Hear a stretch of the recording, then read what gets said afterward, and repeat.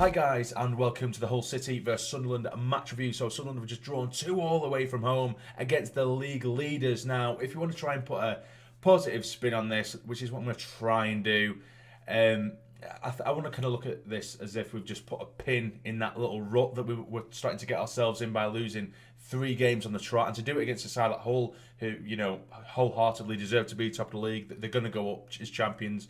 It looks like, you know, and deservedly so. They've been there for the majority of the season. You know, if we're going to do it against a side like that, then that's brilliant, and it should be good for morale. But I think what's more frustrating is that I think we're definitely capable of winning this game. We went in front twice. We were pegged back twice. I don't think we deserve necessarily on the whole to win the game, because Hull had some very, very good chances, but so did we, hitting the woodwork a couple of times, testing the keeper, but they could say the exact same thing. They squandered some very, very good chances as well. But we'll get into the game, into the review itself. So we did go with Burge in goal. We had Power at right back, McFadzean, Jesus Christ, at left back, Bailey, Wright and O'Nien in the middle. Now, we went with a sort of midfield trio of Leadbitter, Winchester and Scowen, and then we had Jones on one wing, Gooch on the other, and Wyke up top, because McGeady, it was revealed that he had a swollen foot before the game, so he wasn't going to play. So I thought to myself, attacking-wise, we're already looking a little bit poor and a little bit stale at the moment. So Jones is really going to have to step up, because McGeady is the sort of person who is going to step up. He's usually our key man on the wings to try and provide the likes of Charlie Wyke and provides a moment of magic. So Jones has to step up here. He can't just sit back in the shadows like he has done over the last few games, where he hasn't really shown the quality that we know he possesses.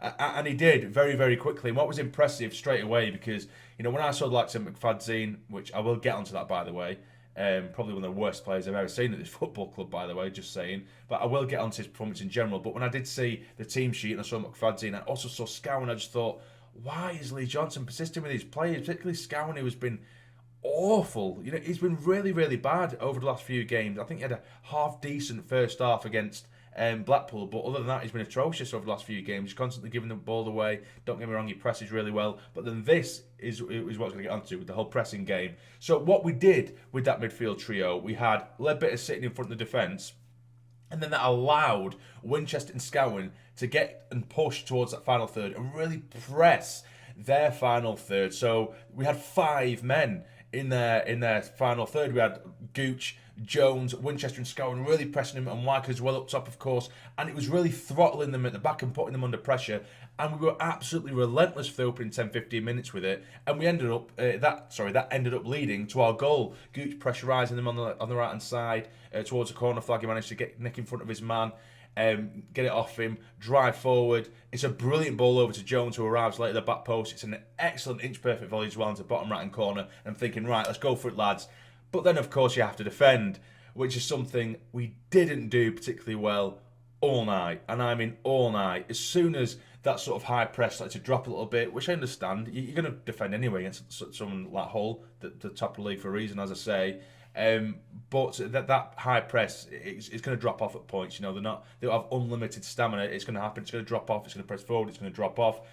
But all they have to do is give the ball to Wilkes, because McFadzean could not defend for shit. When Wilkes was one-on-one with McFadzean, he may as well have not have been there. And what he does constantly, McFadzean, rather than facing up and focusing on Wilkes, what he was doing every time Wilkes got the ball, he was immediately looking for another Sunderland player. He's looking for help immediately.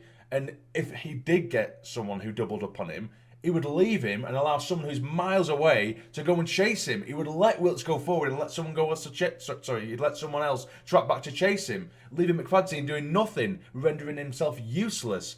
He's just so horrible at football. It's just utter shit. He really is garbage. He was just letting Wilkes go past him time and time and time again. And if Wilkes' balls and his crosses and deliveries were better, then it could have been a cricket score, because it was just waltzing past McFadzean, and you could have seen after 20-25 minutes that he was going to have a nightmare of a night. And at that point, I thought Lee Johnson should have brought Hume on. He needs someone with a bit of pace and get a little bit tighter to Wilkes, because he was giving him a standing off so much. It was criminal the amount of space he was giving him. But they did get the equaliser. Wilkes did cut inside, dinks the ball in. And yes, okay, so on the surface and on Twitter, I've had a pop at Bailey Wright, and I absolutely believe I'm correct here, because what had happened was Wilkes has cut him from right to left, like he did time and time again, dinks a ball into the box, Now, Luke O'Nien, he is too deep. He's far too deep. He is, but he's got his man, and Bailey Wright has to stick and stay in line with his defence, regardless of whether he thinks that Luke O'Nien's too deep or not. But instead, he's trying to play the offside trap. He's left his man, McGuinness, completely, and he knows that he's onside. He knows he's onside because Luke O'Nien's in line with him. He's absolutely pulled a rookie error there. Completely left McGuinness. Shocking defending from Bailey Wright. I blame Winchester. I blame McFadzean for allowing Wilkes to cut inside too easy, but I 100% blame Bailey Wright there for allowing McGuinness the space and letting him run free. Absolute rookie error. So the ball's dinked in. It's knocked in from McGuinness. It's 1-1. Now, for our goal to make it 2-1, it was bit of a controversial decision. It was hooked over for Gooch on the right hand side. He's tried to flick it over his man and he's tried to turn back inside again. Now it looks as though some part of the Hull defender's body has blocked the ball, but the linesman shouted for it to be a handball. Penalty's given. Ledbetter steps up, of course, puts it in. 2-1. And it was sailing at that point. I actually thought, right, okay, we're actually looking decent. Possession-wise, we're looking all right. It was a little bit frantic because, of course, Hull have got that press of their own as well, but large parts, Ledbetter was dominating just in front of our back four and dictating the play quite well, whilst the likes of Winchester and Scowen were pressing, and that was working. Then it gets to half-time, we're 2-1 up, and I'm thinking, please, do not mess this one up, because like I said, Peterborough, they're losing, and maybe, just maybe, if we manage to hold on to a win here, we'll have that tiny sliver of hope of getting automatics, which I know it's not going to happen anyway. But either way, second half comes out and they're a different team, Hull. What they've done is they put George Honeyman on Ledbetter, which just throttled our game plan, which meant that Winchester and Scowen, they kind of stopped and it halted their press and it pulled us back 5-10 yards deeper. And they were getting chance after chance, to be fair. Winchester, I keep saying Winchester, McFadzean was getting absolutely tortured and rinsed by Wilkes. Crosses coming in. Close calls, saves from Burge, and Bailey Wright was having a shocker in my opinion, and I know a lot of people like Bailey Wright, and I do like Bailey Wright. I do believe he's slightly overhyped, don't get me wrong, I do think he is slightly overhyped, but he was having a shocker. There's plenty of times where we did have the ball across the back, and even if there was players on, i.e. someone like Grant Ledbetter, he'd try and go for the glory ball, you know, the sort of glorified Hollywood pass, diagonal passes that 9 times out of 10, he always just hits it straight out of play when he's under no pressure, or he'll hoof it straight to their back line, there's no need for it, or he will try and do like a little slick pass, and I don't genuinely know who he's trying to pass it to, and he'll put us under pressure by giving the ball away, and he did that a couple of times as well, just like McFadzean. He was just as much of a liability this evening, I think. Bailey Wright was that bad tonight, and he, again, for me, was far too soft for the second goal for Hull, because, again, McFadzean on the right hand side, beaten too easily. Ball's put in. McGuinness, yeah, he's a strong lad, but he's absolutely weak as piss, Bailey Wright. You know, people hand Bailey Wright this warrior title, but he went over like a fly. He was absolutely weak as piss. McGuinness has done him, beat him for the header. He was far too weak.